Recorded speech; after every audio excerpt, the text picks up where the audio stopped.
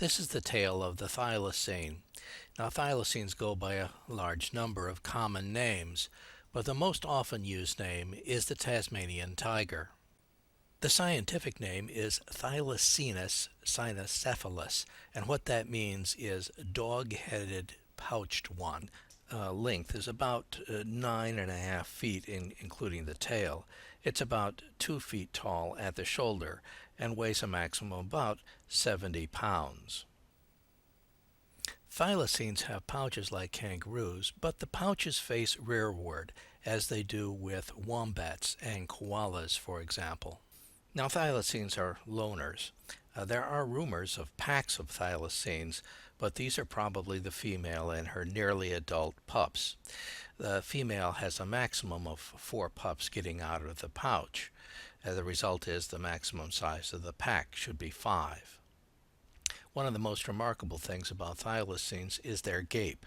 They can open their mouths about 120 degrees. Thylacines got their first scientific description by George Harris in 1808. This was apparently before he met Ringo. Around the turn of the 20th century, thylacines were relatively common in zoos around the world. These two, for example, were in the Smithsonian Zoo in Washington, D.C. This picture was taken in 1906. In fact, thylacines were common enough, late enough, that we actually have moving images of them. These were taken in the 1930s in the Hobart Zoo, and they are of the last known thylacine. Now, one of the things that you can see is that the animal is doing a lot of yawning and pacing, and both of these are classic symptoms of a marsupial that's under stress, that he's agitated in some way. Now, there is a third symptom, and that is giving off an odor. Many times, many carnivorous marsupials are said to give off an odor when they are somehow agitated. As I suggested before, and as you can see, the animal is extremely dog-like. Not only does it appear that way in life, but it's also that way in death. Once you have the skeleton only, and there aren't those stripes to give away the identity, it's very difficult to tell a thylacine from a canid. Now, it's easy to tell the difference between a thylacine and a dog if you can see the stripes on its back. But what happens if you've only got the skeleton? How do you tell the difference? That was the problem that was facing some zoology students at Oxford. In their final exam, they were supposed to identify 100 specimens. Now, one of those specimens was a thylacine, and word got around pretty quickly among the students that if they saw what looked like a dog's skull, they were pretty safe in identifying it as a thylacine. Well, a few years later, the examiners caught on, and they substituted an actual dog's skull. And of course, that messed up the students quite a bit. Now, that brings up the question, how do you tell the difference between a thylacine skull and a dog's skull or a wolf's skull? They're the same. Here's a thylacine skull on the left and a wolf's skull on the right. Now, if you look at them quickly, you don't see much difference. But if you focus on the upper palate of the thylacine, which is on the left-hand side, you'll see that there are two little holes in the upper palate. Notice also that the wolf has 3 incisors, whereas the thylacine has 4, and the sinuses are also a different width. The thylacine skull on the left is gracile and fragile looking. The wolf skull on the right is solid and robust. The thylacine has 3 premolars and 4 molars, whereas the wolf has 4 premolars and 3 molars. So while wolves and thylacines are not identical, they're very, very similar. Now, one thing that's certain about wolves is that they're digitigrade. They walk on their toes. But look at this picture. This animal appears to be walking on its entire foot, at least on one hind leg. There is some evidence of plantigrade tendencies, that is, a tendency to walk on the entire foot. Here the skeleton shows the animal as being digitigrade, but on this other skeleton, both the front and rear feet are showed as being plantigrade. Now, the thylacine is said to have been quite slow. The trappers used to say it was basically an ambush hunter.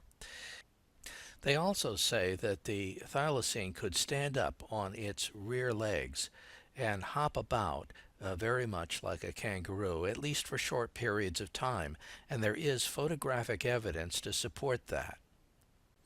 Dogs and thylacines also have similar but not hardly identical footprints. The one on the left is the thylacine and the right is the dog.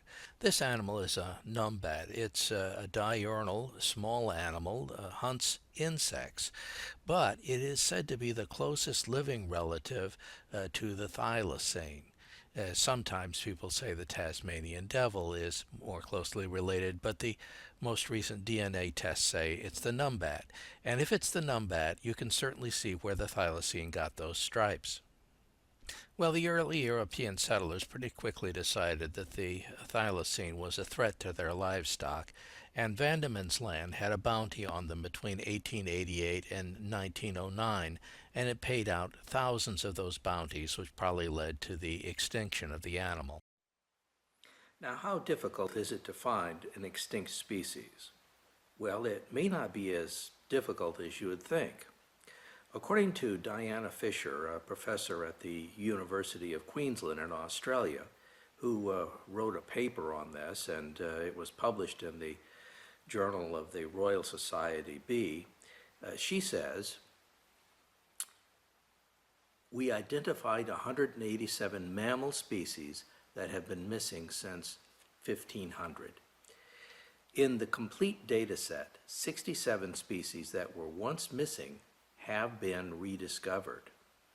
Then she goes on to say, more than a third of mammal species have been classified as extinct, or possibly extinct, or flagged as missing, have been rediscovered. Mammals missing in the 20th century were nearly 3 times as likely to be rediscovered as those that disappeared in the 19th century. Now, is there any reason to believe that thylacines are still around? And the answer is yes, there are. For example, this map shows recent alleged thylacine sightings, and you can see that 2 of them are in New Guinea. And my money is that New Guinea may still have some. New Guinea seems to have a little bit of everything. But many of those sightings are actually in Australia. Thylacines are not supposed to have been on continental Australia for hundreds of years, since at least the time of the Europeans. However, it could be that the British, and there are rumors to this effect, moved some thylacines to Victoria, to a national park, as a sort of Noah's Ark. There are continuous reports of thylacines in Tasmania as well. The most recent credible report is in northwest Tasmania, and that's where I'm going. State Wildlife Officer, his report was and still is regarded as one of the most credible in recent times. I couldn't believe my eyes first. I became very excited, but I was inside my sleeping bag, and I thought, well, what do I do now? I would have liked to take a photo of it, but I knew that if I moved, I'd probably disturb it. So I actually, in my mind, tried to register exactly what I saw. Then why is the thylacine still officially considered extinct? Well, there's 2 types of extinction: biological extinction and functional extinction. Biological extinction means that they're gone forever. Functional extinction means there's still a remnant population, but not enough to sustain the species. We're in Tasmania, and this is the edge of the world, literally. This place is called the Edge of the World. That's its official name. There's even a plaque to that effect. And it's called that largely because it is extremely remote. This is in the northwestern edge of Tasmania, and the weather here and the terrain and everything is very rough and very primitive, and there are very few people that live out this way. As a matter of fact, there was a TV episode of Man, Woman, Wild, a survivor type show that was shot here. In fact, on virtually this very spot. The big city at the mouth of the river, and it's the Arthur River that we're going to be on, that leads into the sea. The big city on this spot has a permanent population of 26. And Tasmania is further south than you probably imagined. Those waves that you saw breaking into the coast, those waves came all the way from Argentina. There's no land between Argentina and Tasmania. Africa does not extend this far south. So why are we going to a place quite this remote? Well, the reason has to do with the thylacine. If you're going to find a thylacine, you have to go where they might be. Now, although the thylacine had been close to extinction on the mainland of Australia by the time of the European settlement, they went extinct sometime in the 19th century. And they survived into the 1930s on the island state of Tasmania. At the time of the first settlement, the heaviest distributions were in the northeast, northwest, and North Midland regions of Tasmania. They were rarely seen during this time, but they slowly began to be credited with numerous attacks on sheep. And this is what led to the bounty schemes that I told you about. In any event, it's likely that multiple factors, not just the bounties, led to the decline and eventual extinction of the animals, including competition with wild dogs that were introduced by European settlers, erosion of habitat, and that sort of thing. Whatever the reason, the animal had become extremely rare in the wild by the late 1920s. Despite the fact that the thylacine was believed by many to be responsible for attacks on sheep, several efforts were made to have the species saved from extinction. The records of Wilson's Promontory Management Committee, dated in 1908, included recommendations for thylacines to be introduced to several suitable locations on the Victorian mainland. In order to keep us entertained on this trip into the wilderness, the pilots brought some fish with them, and there's some sea eagles. You can think American bald eagle. This is a similar sort of bird. And we're throwing the fish out into the Arthur River there to see if we can get the eagle to come down and snatch it. Now the problem is it's been raining. It's been raining a lot and for a very long time. And the sea eagle's feathers are very, very damp. And the sea eagles are reluctant to take flight and come down here and pick up this fish, because as heavy as they are from the water, if they were to pick up the fish but end up in the river, they'd be in big, big trouble. So they're sitting on those perches waiting a little bit for the last possible moment before they can take off. Here he goes. Tasmania is normally much more damp than the rest of Australia because it is so far south and it's quite cool down here as well. However, this particular year has been unusually damp even for Tasmania, and the pilot here said that there are creeks and streams running along this river that he has never seen run before. But let's get back to our main story before we were interrupted by the sea eagles. You remember I said that the Wilson's Promontory Management Committee back in 1908 recommended thylacines be introduced to several places on the Victorian mainland. And it turns out that a fair number of thylacine sightings recently have been made on the Victorian mainland, not too far away from where these thylacines were supposed to have been retransplanted. The interesting thing is there is no record of any thylacines actually being brought into Victoria. The problem, of course, is that these sightings from the mainland are not terribly credible. They're not supported by expert testimony, at least not as expert as you'd like, or by good photographic images. Therefore, we're going to discount those mainland sightings and focus on Tasmania. Since the most credible recent sighting of a thylacine is from northwest Tasmania, that's where we're headed. Now that's interesting because you see that same committee I was talking with you about. In 1928, the Tasmanian Advisory Committee for Native Fauna recommended a reserve to protect any remaining thylacines with potential sites of suitable habitat, including the Arthur Pyman area of western Tasmania. And that is where we are. You remember the little segment we just did on Hans Nardling. Well, Hans was working as a researcher in 1982 for the Tasmania Parks and Wildlife Service. Actually, he was from South Africa and he was an expert on hyenas. But he observed what he believed to be a thylacine for 3 minutes. It was at this particular location along the Arthur River in northwest Tasmania. In fact, just 7 kilometers, less than 5 miles from where I am when these pictures were taken. There was a long investigation by the state in order to see if they could possibly confirm Hans's discovery. The fact of the matter is, researchers did find footprints that they thought were those of a thylacine and scat, and they heard vocalizations which could have been those of a thylacine, but the thylacine itself was never sighted and could not be officially confirmed. There had been a conservation movement pressing for the thylacine's protection since 1901, driven in part by the increasing difficulty of obtaining specimens for overseas collections. And there were some political difficulties.